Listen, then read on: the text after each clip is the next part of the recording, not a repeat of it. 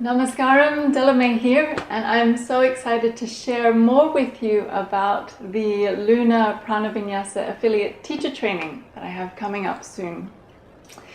So with me today is the wonderful Lisa Fitzpatrick, who will be our guest teacher during the training, sharing more about restorative practices from the Anatomy and Physiology perspective. So during the training itself, we'll be diving into the roots of Chandra Namaskar, the moon salutation, along with movement meditations, with mantra and mudras. There'll be self-massage and really nourishing, beautiful and juicy hands-on assists. And we'll be really looking at the restorative and regenerative practices of yoga. So Lisa, from your experience and your perspective, what are the benefits of restorative practices? Yeah, so there are just so many benefits to restorative practices in our completely information-saturated world. I think so many of us are experiencing stress, and even in our yoga practices we can experience this stress of pushing our bodies too hard sometimes, not pulling our practice back to a more inward-facing practice.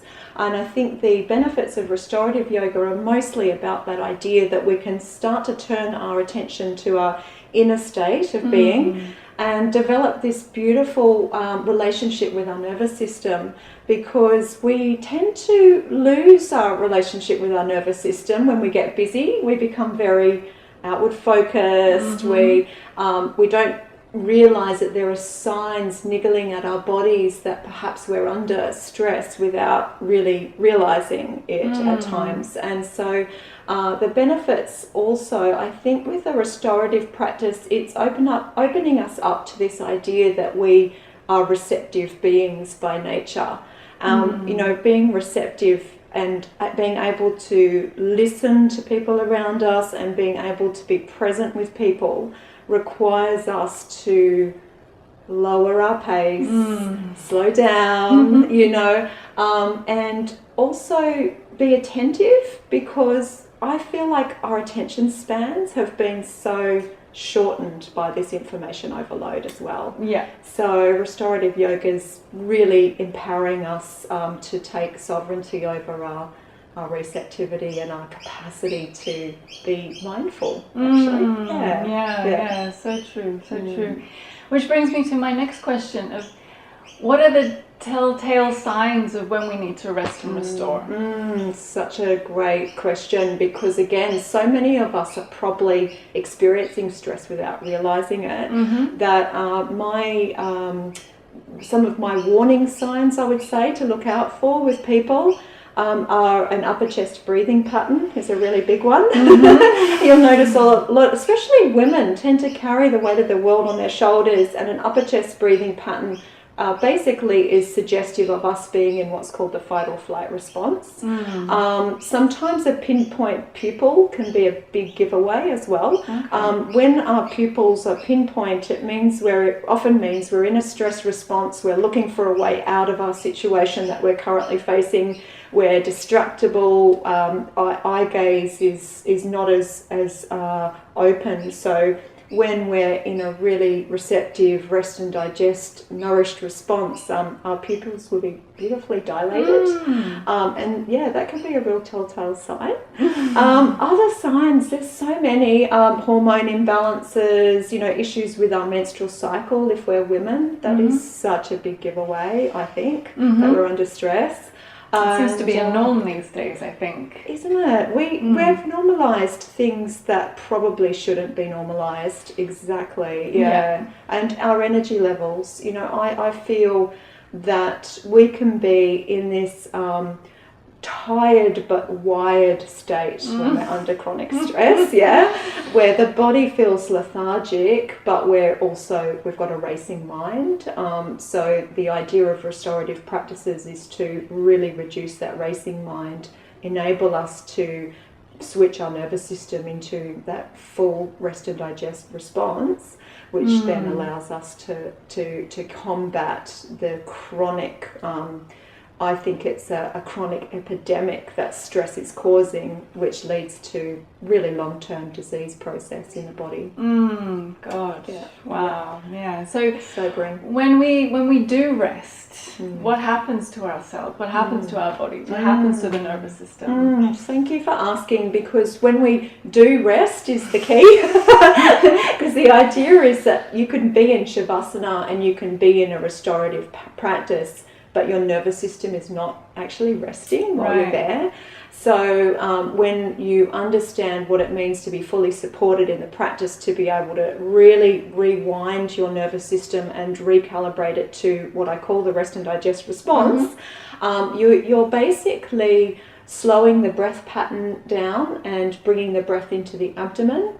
You're enabling your brainwave state to move from a very high frequency of beta brainwave state, which is a bit like trying to run a car at 1,000 k's an hour on first gear, to what I call the alpha brainwave state, or even sometimes theta brainwave states. And those brainwaves are really nourishing in nature.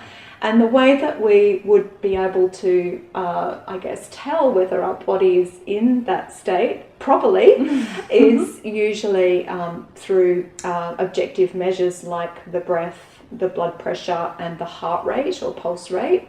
So checking our heart rate, our pulse, can be a really good way of making sure we're truly in a rest response and not just thinking that we're in one. There's a big difference. Yes, yeah, which I think we all do. We all think, oh, I'm going to rest now. I'm thinking about resting, but doesn't mean that you are, right? Exactly. It's incredible how we can fall into the idea of what I call the default mode network of the brain, where you're almost in a zombified state, and that makes you feel that you've suppressed anxiety or stress, but actually it's just as bad for your brain and your nervous system to be in that sort of unconscious state of default brain network, which is a fairly idle, daydreaming type of space, but it's one that we can actually suffer from a lapse in mindfulness and end up basically running our cars off the road and doing things that are really not present. There's two ways we can be in stress. One is where we're really active and elevated and overstimulated, and another is where we've basically repressed and switched into a mode of operating that is not really present. And it's alert, but it's not alert in a positive, resourceful, agency-based way. Really awesome to explore these practices through this training. I'm just so excited to be. It's the most juicy work we could do in our day and age. It's the most important work we can do, I think. Yeah, absolutely. No, and I'm so happy to have you with us, sharing this much needed wisdom and knowledge, definitely. Thank you, Delamay. It's an absolute treat to think that this work, if you've been called to this work, it is the most important work we could be doing for our planet right now. When we have that awareness of being receptive and being in this balance with ourselves and with our nervous systems, we can give so much more to the world from that space. So I invite you to come along and enjoy the love. So if you do want to come along and tap into these tools and techniques of the restorative and regenerative practices of yoga, then head over to my website, delamaydevi.com, for more information, and we look forward to welcoming you to the training. Thank you so much, Lisa. My pleasure. Namaste. Namaste.